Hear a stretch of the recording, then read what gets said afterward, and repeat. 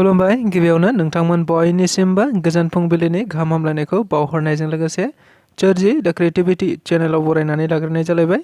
दिनैहाय 30 नभेम्बर 2023 मायथाइनि माखासे गोनांथार खौरांफोरखौ नोंथांमोननि सिगाङाव फोरमायथिना होनो आवगायनाय जालायबाय। नोंथांमोनहा नायनानै जुदि मोजां मोनोब्ला लाइक खालामगोन, शेयार खालामगोन होनना आसा खालामबाय। लोगोसे चेनेलाव गोदान फैदोंब्ला साबस्क्राइब खालामनानै लानो थाखायबो गुरै खावलायबाय। बिदिब्ला जोङो दिनैनि माखासे गोनांथार खौरांफोरखौ खोनासंलांदिनि। आं मिथिया चन्दन टन्डन बेफोरबायदि बाथ्राखौ आंनाव दासों। बाथ्राखौ बुंथिनानै होदों बिटिसिनि बारग' गाहाय मावफुं सोद्रोमा हाग्रामा महिलारी बिथाङा। थारैनो जों बयबो खौरां बिजोंफोरनि गेजेरजों मिथिनो मोनबाय थानाय जादों दि आथिखालाव मोनसे समनि बिपिएफनि सानै गाहाय दैदेनगिरि हाग्रामा महिलारी आरो चन्दन ब्रह्म बिथांमोननि गेजेराव गावस्रालायदों होननानै खौरां बिजोंफोरनि गेजेरजों मिथिनो मोनबाय थानाय जादों। जेराव जायखौ नोजोर बोनानै खौरांगिरिफोरनि सोंनायाव हाग्रामा महिलारीआ सिगांनिफ्रायनो बुंबोबाय थानाय जादों दि थारैनो चन्दन ब्रह्मआ हाग्रामा महिलारीजों गैमारला नामा? नंगौ, बेखौ नोजोर बोनानैनो बिथाङा खौरांगिरिफोरनि बेबायदि सोंनायाव फिननाय होबोबाय थादों दि थारैनो चन्दन ब्रह्मखौ आं सिनाया, चन्दन ब्रह्मआ सोर, बिथांखौ आं जेबो मिथिया होननानै बुंथिबोबाय थादों। थारैनो बेबायदि बाथ्राखौ लानानैनो मैया खौरांगिरिफोरा आरोबाव बिथांनियाव सोंनायाव बिथाङा थारैनो चन्दन ब्रह्मआ सोर, आं मिथिया, चन्दन ब्रह्म आं मिथिया, बिथांनि सोमोन्दै आंनाव दासों होननानैबो खौरांगिरिफोरखौ फिननाय होनायखौ नुनो मोननाय जादों। नंगौ, थारैनो बेखौ नोजोर बोयोबा चन्दन ब्रह्मआ आथिखालाव हाग्रामा महिलारी दैदेननाय बिपिएफ राजखान्थि दोलोजों गैमारला नामा होननानै गोबांनि गेजेराव सोंथि सिखांबाय थानायखौ नुनो मोननाय जादों। मोनसे जोबोद दुखुनांथाव खौरां। बारग' एनडिएफबि बि सुग्रेब एबा सनेन बर' बिथाङा बे बुहुमखौ अरायसमनि थाखाय नागारलांबाय।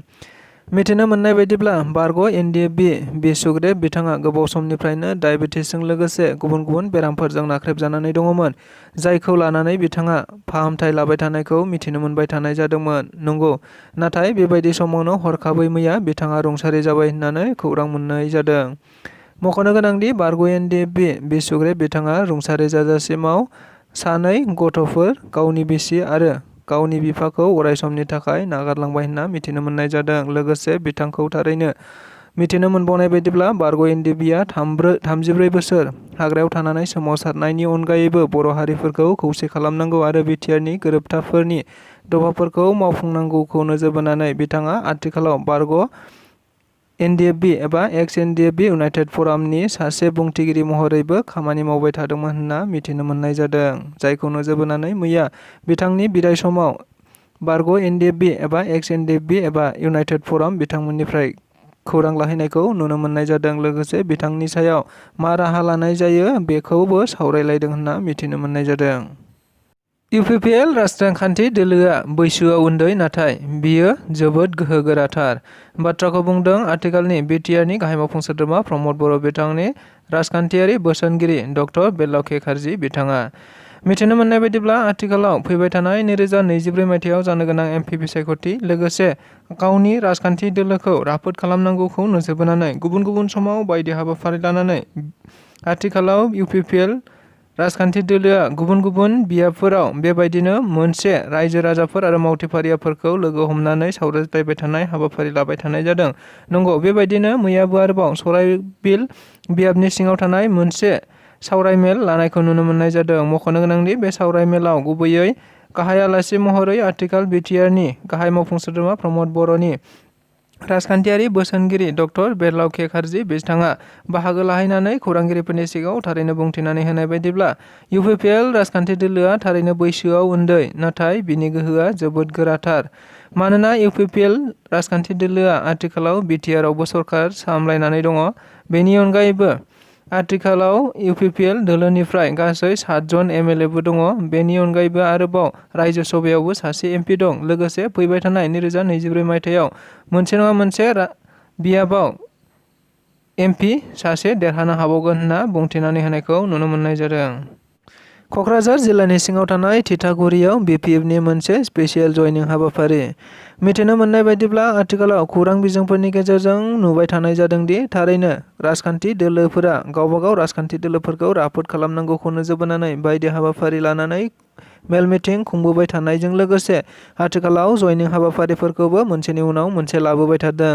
नंगौ, बेबायदिनो मैयाबो आरोबाव क'क्राझार जिल्ला कमिटिनि बानजायनायाव थिथागुरियाव मोनसे स्पेसियेल जयनिं हाबाफारि लानायखौ नुनो मोननाय जादों। नंगौ, बे जयनिं हाबाफारियाव गुबैयै 285 गुबुन गुबुन आफाद आरो गौथुमफोरनि मददगिरिफोरा थारैनो BPF दोलोआव जयनिं जादों होनना मिथिनो मोननाय जादों।